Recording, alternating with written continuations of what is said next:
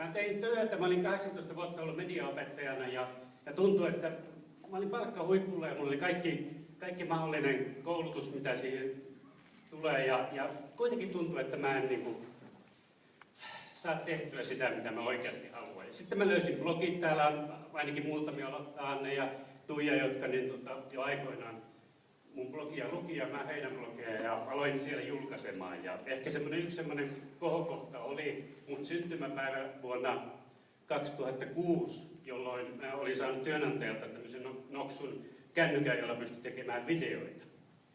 Ja sitten mä heittelin tikkaa autotallissa ja tein siellä tämmöisen YouTube-videon kännykällä leikkaamatta. Beer Dance and Rock'n'Roll löytyy YouTubesta vieläkin. Ja julkaisin sen sitten siinä blogissani ja hyvänä aika mä olin 43-vuotias, mun ikätoverit ja opiskelutoverit, ne teki oikeita elokuvia.